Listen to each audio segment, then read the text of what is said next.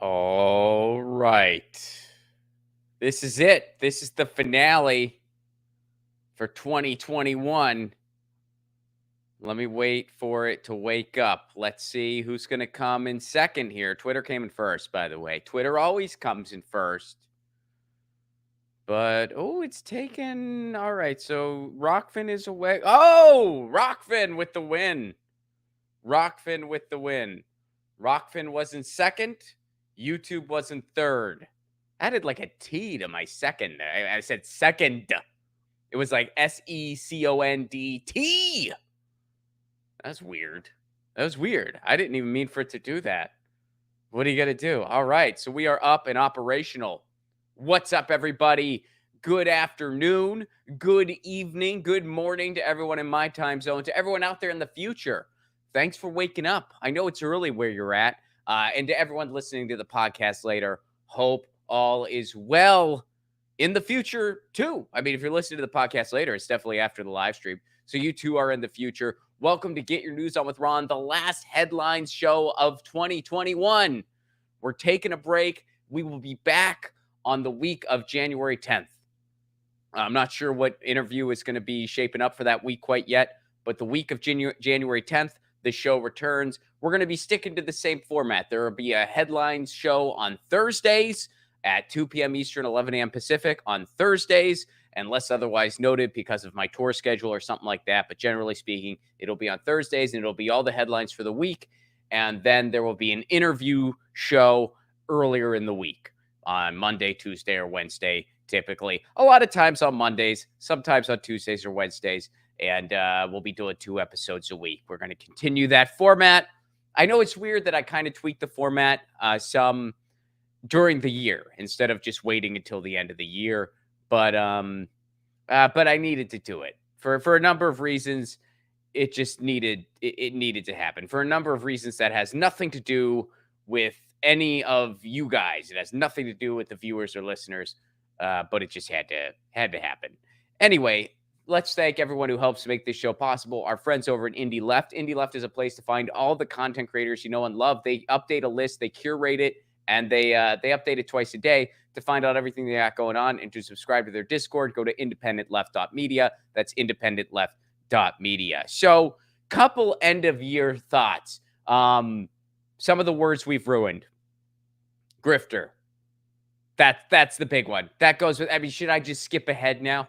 Grifter has no meaning anymore. No meaning. That word will not be making it through the end of the year. Grifter's done. It's over.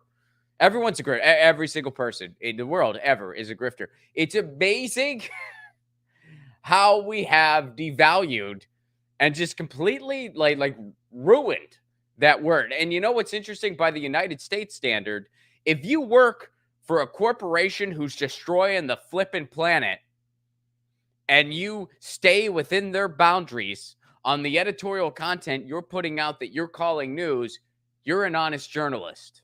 That's honest journalism. That's not a grifter. Now, if you're someone who is putting out whatever you want into the world, and you're funded by people who like that content and want to support it so that it can continue, that's a grifter. That's a grifter. Who supports you? People who like this content. Oh, grifter. Who supports you? A big corporation who's destroying the planet, and I uphold their their status quo. No, that's honest journalism. That's not a grifter at all. Take a paycheck from Comcast or Rupert Murdoch, not a grifter. Funded by your listeners, grifter. Isn't that amazing? How we've managed to convince people of that. That is something. So that word ain't making it. That word's done. You know what? And here's my prediction. The next word we're really going to ruin, and we're already starting to ruin it. Full disclaimer, I'm part of the problem. Ready? Nuance. The word nuance, where people, it's all like, oh, we don't have any nuance anymore. We don't have any nuance anymore, which is true. But, I mean, it's one of those words I feel like we're going to ruin it. I feel like we're going to, and I'm part of the problem. I say it a lot. And I'm actually going to try to work on saying it less and find other alternatives for nuance. because nuance is the next one we're ruining. And we do live in a post-nuance world. I get it. And it's like, but that's one of those words, like, you feel like you should have a really fancy hat with a feather at the top whenever you say that word, and you should take a bow right after you're done saying it. Nuance. So I feel like that's my prediction for 22. We're going to ruin the word nuance. This year, grifter. R.I.P. grifter, you grifter. So they paused student loan debt again, which is awesome. That's good. But they keep pausing it. They keep pausing it. They keep pausing it. At this point, it's like someone's in a toxic relationship and they refuse to break up. It's like, you ever meet those people where it's like, oh, this is a toxic relationship. You guys need to break up. We're on a break. They check in with them a few months later. Hey, did you guys break up? What's going on? Well, we're on a break again. Here's the details. We can both have sex with other people, but we can't date anyone else. And then we're going to just break up already. The relationship's over. It's not good. People who are mutual friends with both of you, it's really awkward at this point. Just break up. That's where we're at with the student loan debt. They're going to pause the payments. They're going to pause the payments again. They're also going to pause the payments. Cancel the frickin' debt. It's over. Cancel it. End of story. Joe Biden can cancel it with the sign of a pen.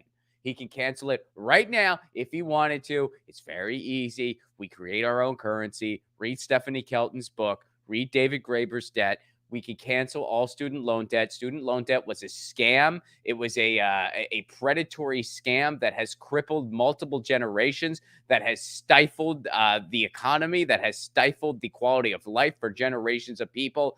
Cancel it now. Stop. Oh, we're gonna delay it a little longer. Just cancel the frickin' debt. Even before the pandemic, you think things were great out there? No, they weren't. We were like a rubber band being stretched to the gills, and the smallest thing made it break.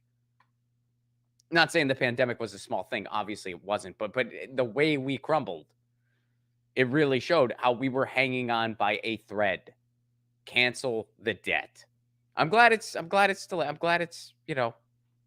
but cancel. All right.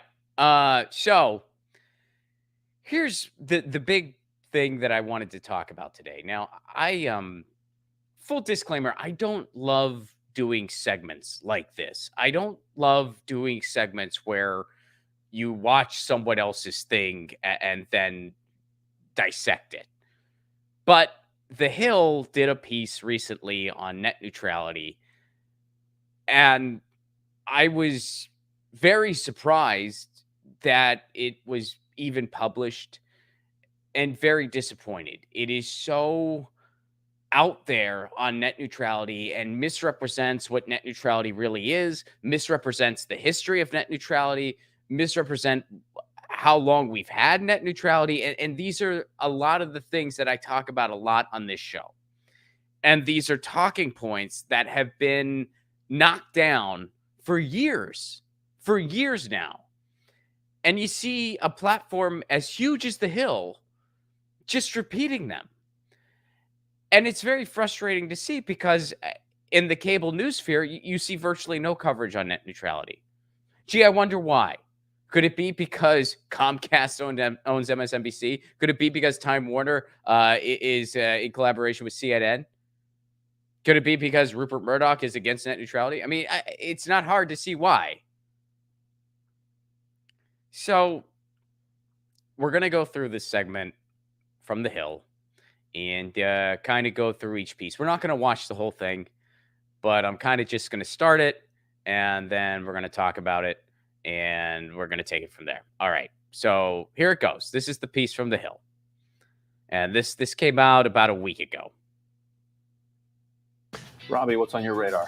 Exactly 4 years ago, as of yesterday, the Federal Communications Commission, the FCC, repealed the internet regulation known as net neutrality, which had forced internet service providers to treat all content identically in terms of download and streaming speeds, for instance. Now, since the popular policy had come into existence during the Obama administration and was... Okay, we're going to stop right there. He calls it a popular policy, which is true. It is a very popular policy, and we're going to get more into that later. It did not come into existence during the Obama administration. In fact, later in this spiel, he admits that it did not come to exist. We've had net neutrality. The term originated in 2003, and we've been pushing for net neutrality since then.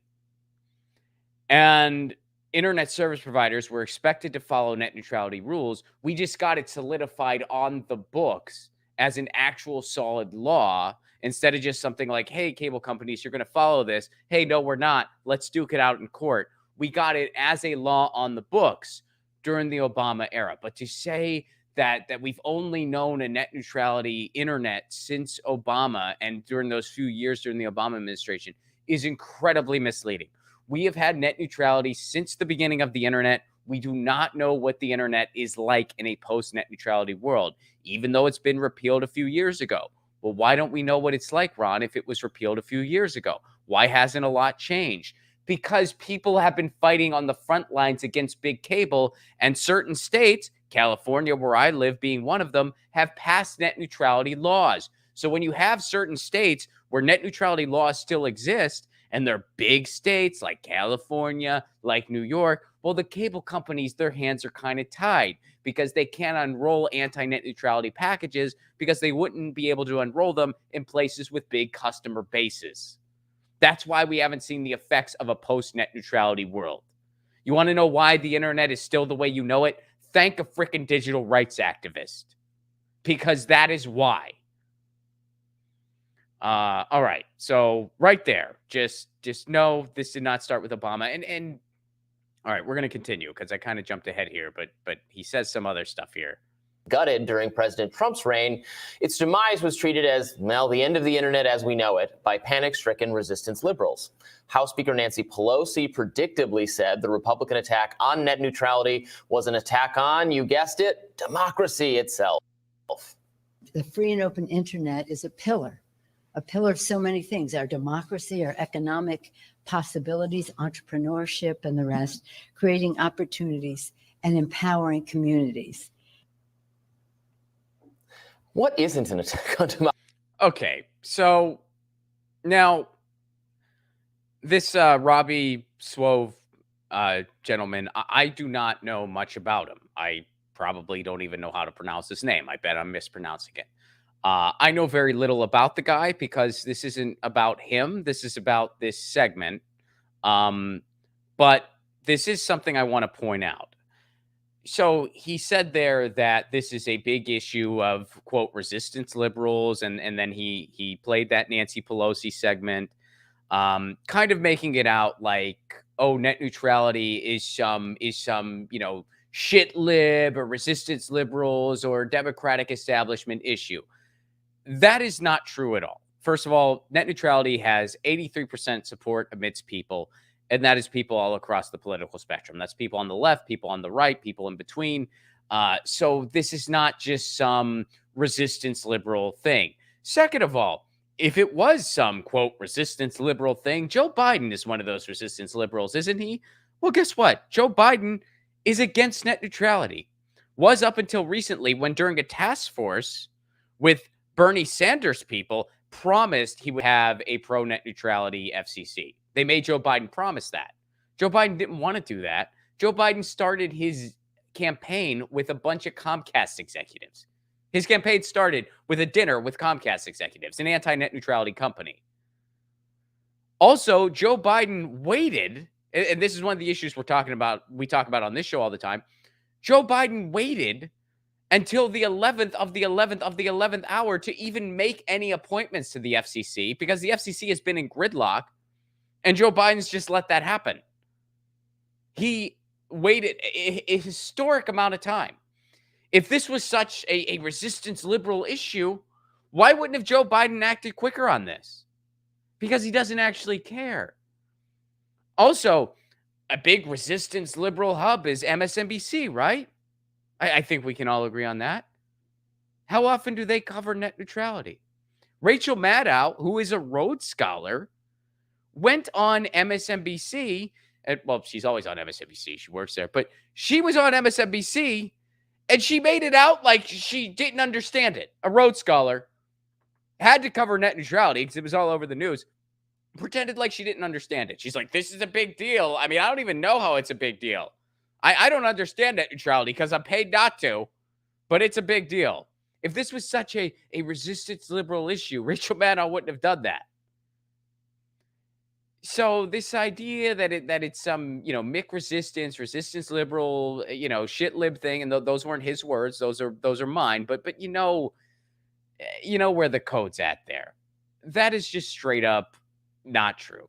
That is false. And another thing I'll mention, and again, I don't know much about this guy at all, and this isn't about his character. This is about the segment. But I did just kind of look up his Twitter account, and he identifies as a libertarian. Again, I have no idea his stances on any other issues, and it's not relevant.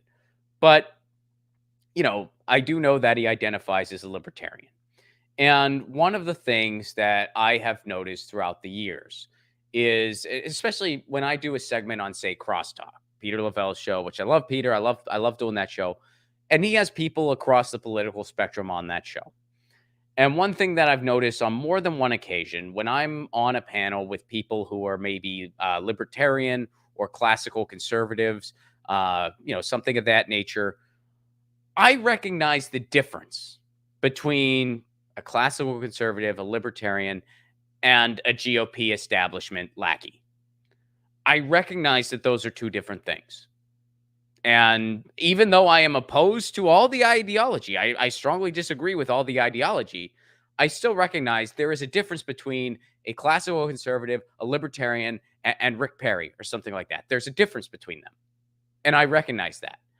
Now, all too often, I was not given the same courtesy by other people on the panel. And what I mean by that was that even though I recognize that difference for them, they did not recognize that there is a big difference between a leftist like me and Nancy Pelosi. They lumped us all in as the same. They see no difference between a quote, resistance liberal and an actual leftist. They lump us all together. And it annoyed me a little bit that I wasn't given the same courtesy that I extended to them. And I think if you look on some crosstalk segments, I've even said similar stuff to that before. So I'm not saying that that's what this guy does all the time. I have no idea. But in this instance, I feel like he's doing a bit of that, where he's just lumping, and again, net neutrality has support across the political spectrum. But, there's a lot of lefties who are for net neutrality, and he's making it out like, oh, it's a resistance liberal thing. That's not true. And also, it's like, again, I think there's a little bit of that whole like, oh, the entire left is just Nancy Pelosi. No, not at all. And in fact, honestly, if your politics are libertarianism, Nancy Pelosi is a hell of a lot closer to you than she is to me. A hell of a lot closer. Just recently, Nancy Pelosi was on the air saying, oh, it's a free market. We're allowed to invest whatever we want. Of course we can engage in trading. Of course we can engage in, Wall Street. It's a free market. We're capitalists. She's a hell of a lot closer to Ayn Rand than she is to a progressive or a leftist, whatever you want to call it. I mean, the word progressive, again, talk about words that have, gotten murdered. The word progressive also, dunzo. But you know what I mean. All right. So I feel like there was a little bit of that going on there, and it's misleading.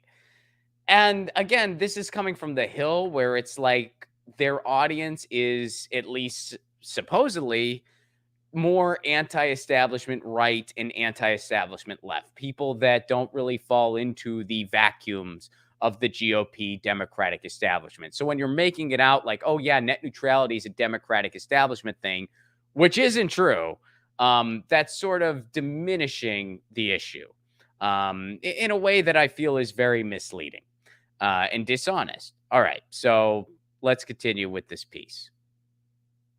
Democracy these days. This is a side issue, but if you label absolutely everything an attack on democracy, people will start to tune you out. They might not be listening when a genuine threat to democracy, like Trump's efforts to overturn the results of the election, for instance, comes along. But I digress. Now, in order to explain why the repeal of net neutrality 4 years ago was treated like such a big deal, let me refamiliarize you with the concept. So the term net neutrality was coined by Columbia law professor Tim Wu in 2006. His big idea was that the government needed the power to restrict. Okay. maybe I'm nitpicking a little bit here. It was not 2006. It was 2003.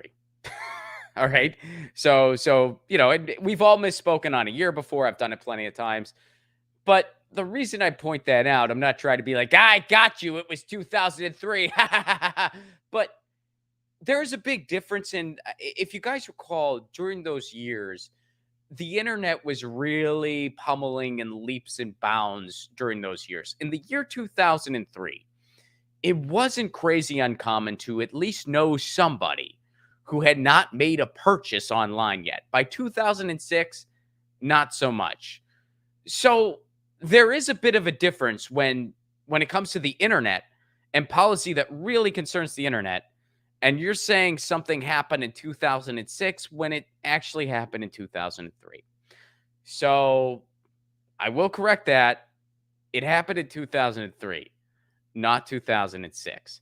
And net neutrality does not restrict anything. Net neutrality just requires that internet service providers treat all internet traffic equal, like it's flowing water. You can't designate fast lanes and slow lanes for consumers, and you can't make content load faster based on the content provider's ability to pay. Like, let's say Fox News or Netflix or whatever says, hey, I can pay these fees, have my stuff load faster than, someone on YouTube, whatever. All right. So that's what net neutrality is. And no, we're talking 2003, not 2006. All right. Let's continue with this.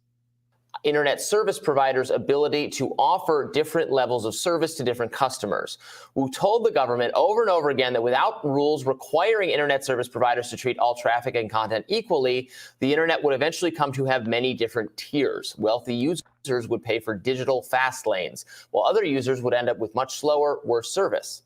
Now, the fact that the internet had at that point existed and operated for years with minimal government intervention, never producing such a two-tiered system, did not deter Wu, and the Obama administration eventually agreed and made net neutrality part of Title II of the Communications Act of 1934. Wu now serves as an advisor on technology policy for the Biden White House. When FCC Chairman Ajit Pai... Okay, so again, we kind of said this prior, but no, we've had the idea of net neutrality around, again, in word since 2003. And they would try to get people to follow net neutrality rules. Different administrations would say, like, internet service providers have to follow net neutrality rules. Internet service providers wouldn't want to. It would get duked out in court. It came to a head in 2014 when Verizon won a court case saying, hey, these net neutrality rules they're telling us to follow, it's not an actual law. And we don't want to follow it. We shouldn't have to. And the court ruled, hey, technically Verizon's right. They don't have to follow these net neutrality rules. But if you designate the internet a Title II designation, which means it's a utility, and by the way, I don't know if you noticed this, but the internet is a freaking utility in our lives, then you can have net neutrality laws. That's what the court told the FCC. So it got turned over to Tom Wheeler, who was a cable lobbyist back in his day. Tom Wheeler didn't really want to do anything. He even said, like, well, I don't know. Is that an overreach? Maybe it is. Barack Obama did promise net neutrality, but he was kind of quiet about it, too, because that was, I don't know if you know this, Barack Obama didn't keep a lot of those promises. But the people spoke very loud. They spoke so loud, they crashed an FCC website multiple times, I think, which is irony. That's quite beautiful. And so at the 11th hour, Tom Wheeler, through a phone call from Barack Obama, Obama called him at the 11th hour, and Tom Wheeler did. They voted, and the FCC did, and they designated the internet a Title II, and we had net neutrality solidified on the books. That's what actually happened. And we'll go through a little more of the history in depthly here after we finish up some of the stuff I wanted to show in this video. But let's get through this segment first, and then we'll go on to some of the other stuff. Undid the policy on December 14th, 2017. Democratic policy. So he said when Ajit Pai undid the policy in 2017, which is what happened. Donald Trump appointed Ajit Pai head of the FCC. Ajit Pai was introduced, by the way, by Barack Obama, because it is one big club and you ain't in it. But Ajit Pai then undid net neutrality. So that's what, we started in a weird place there. I just wanted to reiterate that. Policymakers and pundits widely anticipated that the end was nigh. John Oliver did multiple segments on how foolish and dangerous it was to get rid of net neutrality. Here's just a taste. Ending net neutrality would allow big companies to buy their way into the fast lane, leaving everyone else in the slow lane, although telecom companies would prefer that you put it in a slightly different way. When you say fast lane and slow lane, it's a good illustration, but what you really should be talking about is a fast lane for everybody and a hyperspeed lane for others. Bullshit. If we let cable companies offer two speeds of service, they won't be Usain Bolt and Usain Bolt on a motorbike. They'll be Usain Bolt and Usain bolted to an anchor. Yeah, that was 4 years ago. So net neutrality was over and the apocalypse was coming, and we were going to get that two-tiered system, except we didn't. Today, the internet's still here, still functioning properly, more or less. Expectations that internet service providers would practice widespread. He said more or less because there have been different instances of things that have propped up because of a post-net neutrality world.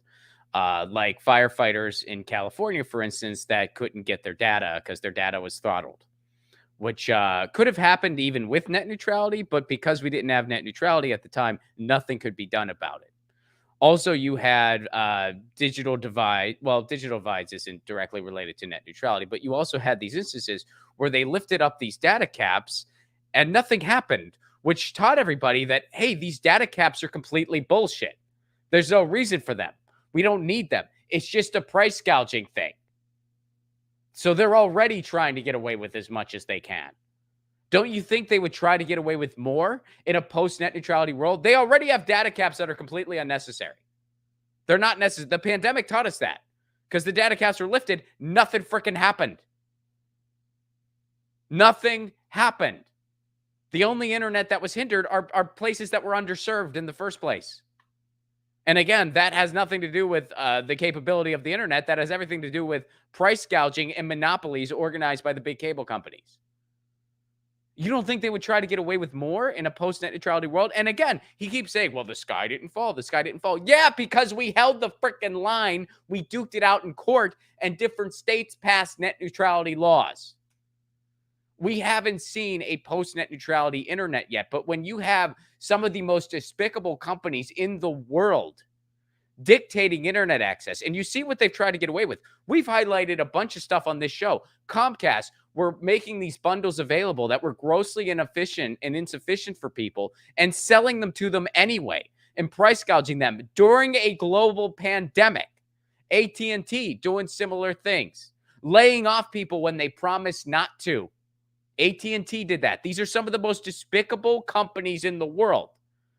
And you're saying, well, if we didn't have net neutrality, of course they wouldn't push their line. Of course they wouldn't have designated fast lanes and slow lanes. Of course they wouldn't have agreements with some content providers over others. And if people could pay the fees, their stuff would load faster. You really think that? That's like saying, hey, the Green River Killer lives in our neighborhood. We don't need to have laws against murder. Why bother? Let's just, I wouldn't kill anybody. Would you kill anybody? No. So let's just do away with laws about murder. The Green River Killer's right there, but I'm sure I don't think he's looking. He hasn't killed anybody yet. All right, so let's see if there's more to this. There is more, but we're not going to watch the whole thing.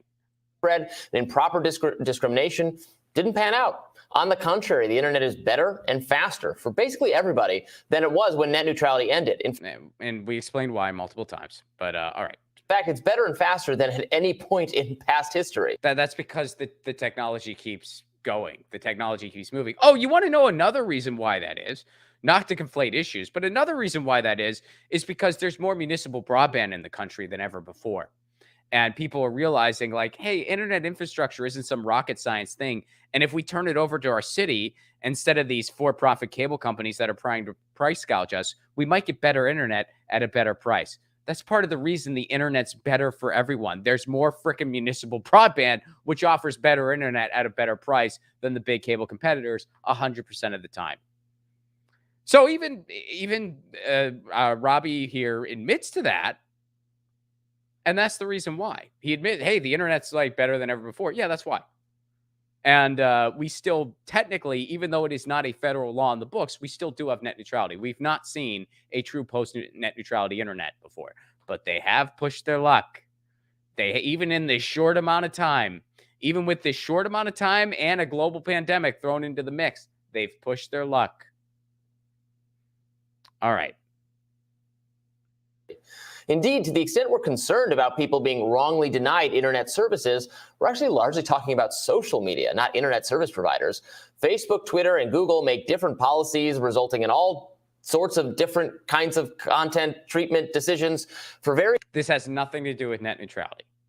So now he's blending issues. And again, I don't know why he's doing this. I don't know if it's intentional, but social media content moderation has nothing to do with net neutrality. Those are two separate things. And he's blending them as if they're the same or even related. They're really not. Net neutrality has to do with your internet service provider, Comcast, AT&T, Cox, whatever it may be. Or if you're lucky and you live in a place like Chattanooga, Tennessee, your city, it means their ability. They have to treat internet traffic like flowing water. They can't be like, oh, wait, where's that from? No, that goes to the slow lane. Who's that to? Well, that goes to the other slow lane. Oh, that goes to the fast lane. Oh, that's from Netflix. They paid the fee, so it goes to the fast lane. Oh, that's from YouTube. They didn't pay the fee. That goes to slow lane. Oh, that's from some random guy's website. Oh, put that in the slowest lane. They didn't pay any fees. It prohibits them from doing that. And instead, the internet, whether you are on YouTube or CNN or Fox News or BBC or whatever, somebody's Twitter account, whatever it may be, internet traffic flows equally. And you can't have designated fast and slow lanes for consumers. That's what net neutrality is. It has nothing to do with social media platforms making editorial decisions. That has nothing. That's a whole separate issue. And we've talked about that issue too, plenty. But that has nothing to do with net neutrality. They're just two separate things. All right. So I think we're pretty much done here, but we'll see if there's anything else I wanted to highlight here. Various people for different reasons. Your internet service provider, for the most part, doesn't do that sort of thing. Nathan Lemur, a former advisor to Pi and a current public affairs executive, pointed out on Twitter yesterday that the Chicken Littles of net neutrality never recanted their dire predictions. His Twitter thread included some... That's because we haven't seen a post-net neutrality world. That's like saying, oh, there was snow this winter and all the climate scientists didn't recant their dire predictions. Yeah, we haven't really seen a post-net neutrality world yet. But based on years of behavior from big cable companies, we don't want to see that world. But okay. Rather hilarious examples. The front page of CNN.com declared the end of the internet as we know it under a breaking news tab. When breaking news, a corporate media outlet uses an attention-grabbing headline. I can't believe it. This is the first and only time that has happened ever. CNN did it for a net neutrality story. One of a very few, I promise you. Why didn't he pull out the segment of Rachel Maddow pretending she can't understand it? What about that segment? Net neutrality was gotten rid of. This was a news story, not an opinion piece. Senate Democrats made an equally extreme claim that without net neutrality, the internet would load one word at a time. That's what that tweet is indicating. Needless to say, that didn't happen. Senator Ron Wyden said to expect digital serfdom. We're still waiting for that. Of course, celebrities got in on it. Here was Alyssa Milano. The internet, watch the FCC, watch the Trump administration destroy the internet. The internet is not destroyed, however. It's 4 years later. Lemur also points out that Pi got mountains of harassment and death threats against his family. That would, of course, have been wrong regardless, even if his policy change was a really bad idea. But as it turns out, nothing happened to the internet. The apocalypse... Again, because we have not seen the effects of a post-net neutrality world. And also another thing he didn't point out there, if we're talking about, different people's responses, how about all the fake sock puppet accounts that sent in fake anti-net neutrality comments to the FCC? Why didn't he mention that? Because that happened. We covered it on this show. They sent in a bunch of fake anti-net neutrality comments to make it seem like public opinion was in a place where it wasn't. They didn't mention that part. Now, here's a little bit of backup to some of the stuff we're talking about. That's it for the video. Here is a brief history on actual net neutrality. So just a little bit of backup to some of the stuff we're saying. Oh, gosh darn it. It got okay. Net neutrality is the idea that internet service providers like Comcast and Verizon should treat all content flowing through their cables and cell towers equally. That means they shouldn't be able to slide some data into fast lanes while blocking or otherwise discriminating against other material. In other words, these companies, blah, blah, blah. Okay. The FCC, so here's the big history here, which kind of goes against all the stuff that they said in that segment. The FCC spent years under both Bush and Obama administrations, this is pre-Trump, trying to enforce net neutrality protections after a series of legal defeats at the hands of broadband providers. So in other words, they were duking this out in court for years, and cable companies had to follow net neutrality rules while they were duking it out. So the FCC passed a sweeping net neutrality order in 2015, but in December 2017, the now Republican-controlled FCC voted to jettison that order. Net neutrality advocates have long argued that keeping the internet an open playing field is crucial for innovation. And let's see, the history of net neutrality. Columbia University law professor Tim Wu coined the term network neutrality in 2003, not 2006, 2003, about online discrimination. At the time, some broadband providers, including Comcast, banned home internet users from accessing VPNs, while others like AT&T banned users from using Wi-Fi routers, who worried that broadband providers' tendency to restrict new technologies would hurt innovation in the long term. So in other words, he had the foresight to realize we have to have the internet protected this way, because these companies are already price gouging. They're already seeing what they can get away with. They're going to start messing with our internet traffic if we let them. And he's right, because guess what? They did. And guess what? They've been taking it to court. They fought this tooth and nail, and they're still fighting it. There's cable lobbyists saying they're doing everything they can to try to make sure that Biden doesn't appoint Gigi Sohn to the FCC, because they want the FCC to stay in a gridlock. They know that Gigi Sohn is a pro-net neutrality vote. If she gets appointed the way she should, there will be a pro-net neutrality FCC. Cable lobbyists are fighting that tooth and nail. They don't want that, so that the FCC stays in a gridlock so we don't get net neutrality back on the books. Why would they do that if they don't plan on bringing about a post-net neutrality internet?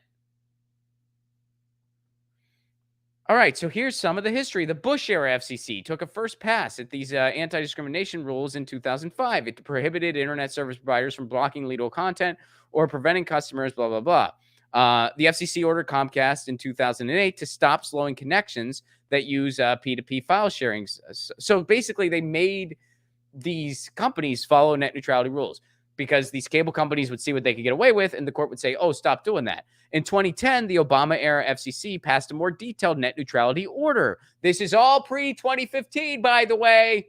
All pre-2015. They were battling stuff out in court in the mid-2000s. 2005, there was something. 2008, there was something else. 2010, more detailed net neutrality order. Oh, and by the way, throughout all of this, from 2004 and beyond, there were digital rights enthusiasts that were screaming at the top of their lungs to get net neutrality on the books as a law. How do I know this? Because I was freaking one of them.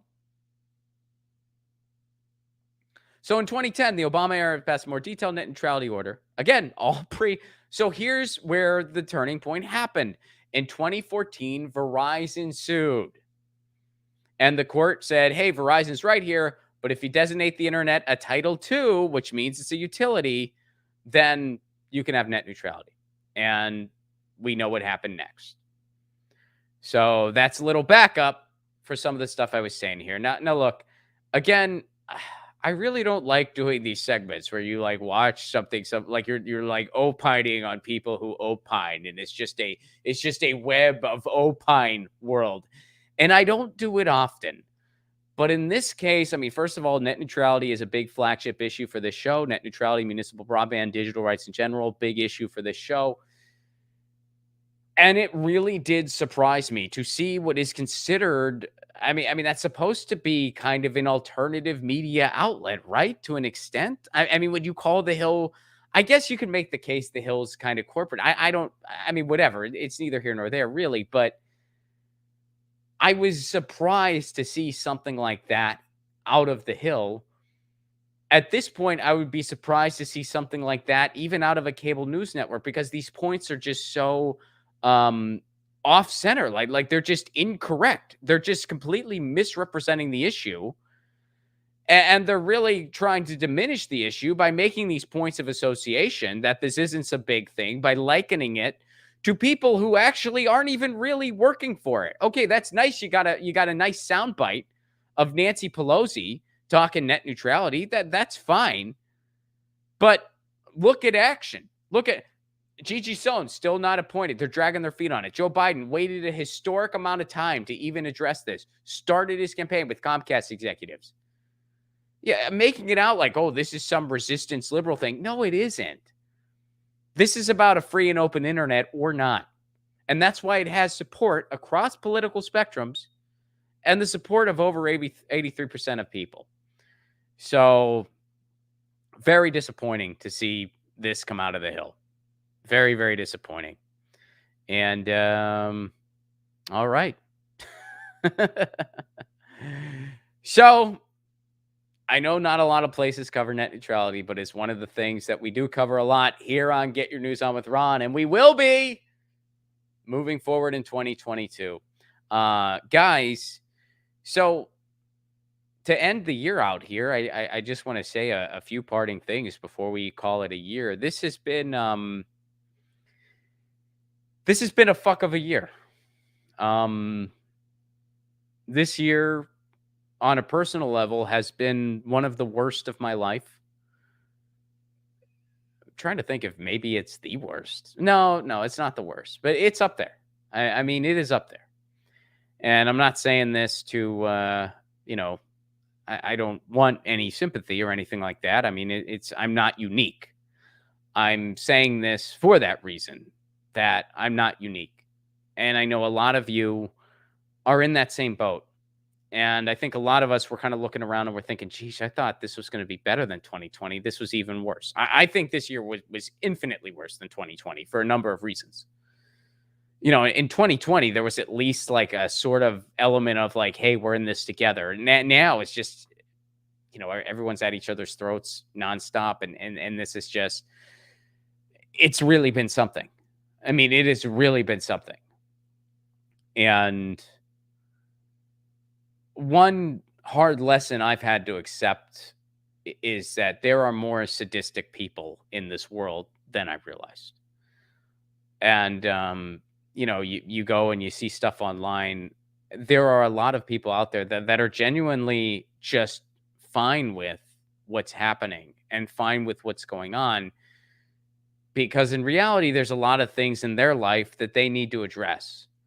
There's a lot of things in their life that aren't going the way they should. And instead of addressing that and trying to better themselves, they'd rather just see the world around them be brought down to their level.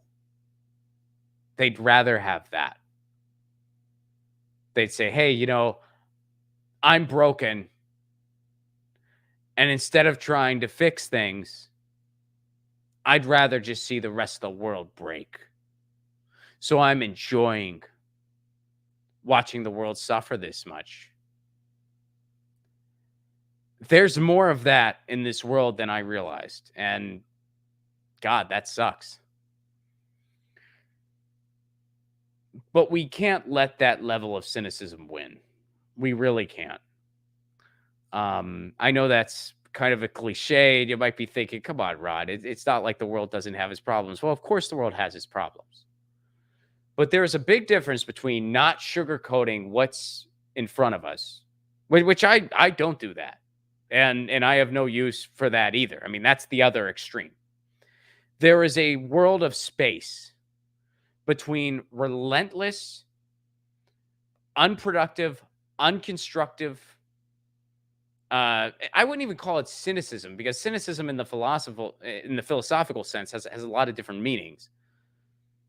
But just unproductive nihilism and, unrealistic naivety. There is a world of space between those two things. And those two things are extreme. And neither one of them are healthy. But keep in mind, there's a world of space in between the two. And, just because somebody, someone who is just, oh, no hope, no this, everything's broken, everyone's corrupt but me. Everyone's like, shut up. Just shut up. We get it. You want a world as broken as you are. Well, guess what? You're not going to get it. You're not going to get it. Humanity has been through a fuck of a lot. And we're still going to go through a fuck of a lot more. And it ain't all going to be pretty. But there are some better tomorrows ahead. There just are. And, on the same note, people who are just kind of, turning a blind eye to what's around them. Well, I'm not really in that camp either. But those aren't your only two choices. Unrealistic naivety and completely unproductive nihilism. Those aren't your only two choices. You don't need to be in one of those extremes. You have a whole plethora of choices. So, I don't have anything more or less encouraging than that to say about the end of the year. I will take some time to thank some of the people who have contributed to my movie, which, by the way, there have been some bright spots this year, and making my movie trailer was one of those bright spots for me.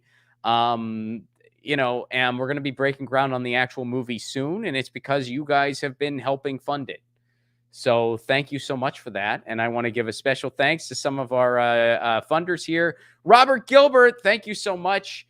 Thank you so much for giving to the GoFundMe for Left at Wall, and Melissa Hernandez. Hope all is well in Vermont, by the way. And Robert, I think you're up in the Northeast too, I'm pretty sure. But Robert, Melissa, thank you guys so very much. Thank you for the wonderful holiday gift to me. I appreciate it so much. And if you are interested in checking out my movie trailer, and if you want to help it get made, making a contribution, I give everyone a thank you on Get Your News On with Ron. So you get a shout out, you get a thank you. And if you don't want your name said, you can just make it private. I'll respect that, but I'll still give you a private shout out. It'll be a wink, wink. You'll know it's you, but no one else will. You can go to GoFundMe.com, type in the words left at wall. My movie trailer will pop up. You can also check out my movie trailer on this YouTube channel, on my Rockfin channel. It is also my pinned tweet on Twitter, which I am, of course, just at Ron Placone. If you're not following me already, please do.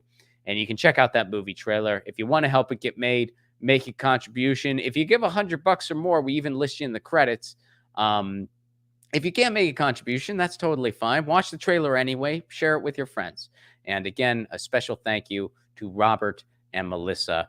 Thank you very, very much for your generosity. And tour dates 2022, hitting the road again. April of 2022. It'll be here before you know it. And by the way, tickets make a wonderful gift, don't they? And no shipping involved. How's that sound, huh?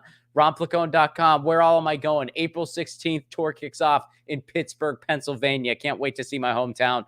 Pittsburgh, Pennsylvania, Toronto, Ottawa, Montreal, Burlington, Vermont, Portland, Maine, Boston, Massachusetts, New York City. Get your tickets now at RonPlacone.com.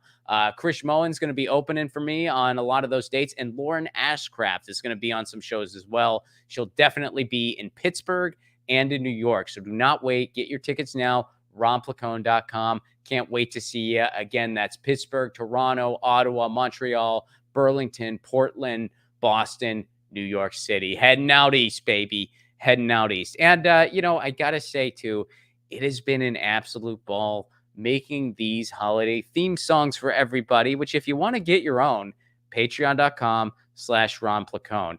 I'm pumping them out as quickly as I can.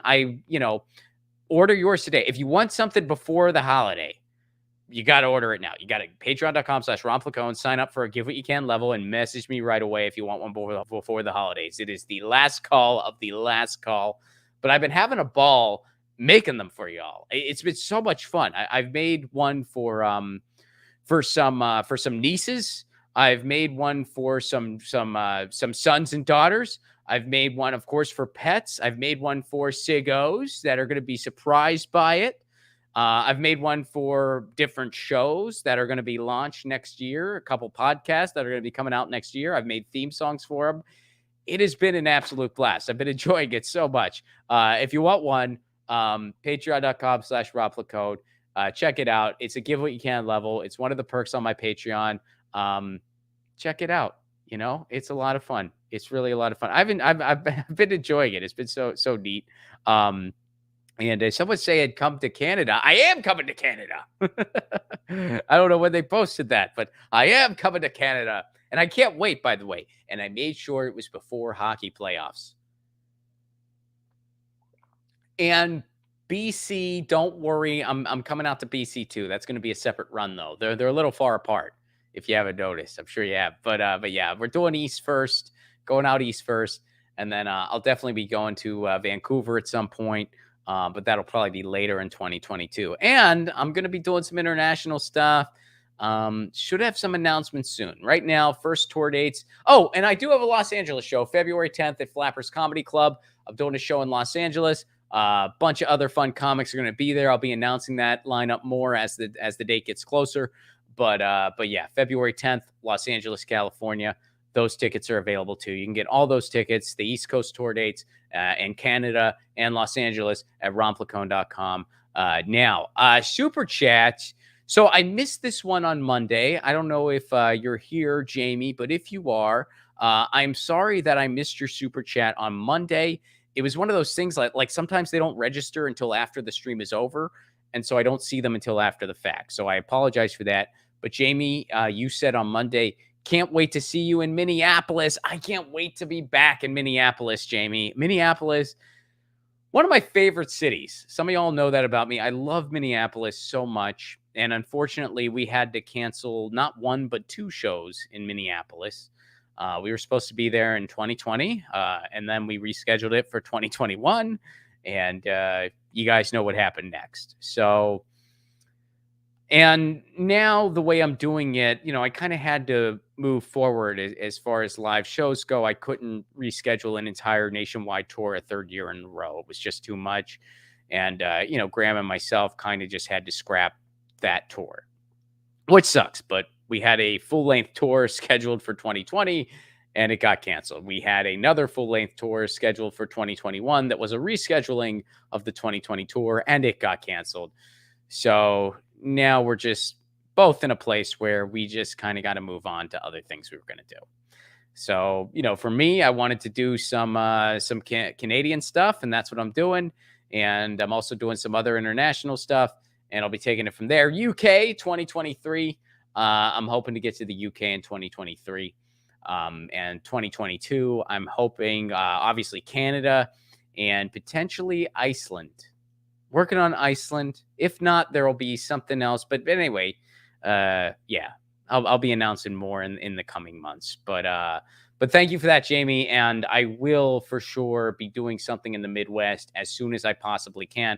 The way I'm going to handle domestic stuff is I'm just going to do pockets, you know, whenever I can, you know, for like domestic stuff. Like right now I'm doing a lot of Northeast cities that I'm tagging along with Canada, you know, Pittsburgh, Portland, Maine, Burlington, Vermont, Boston, New York.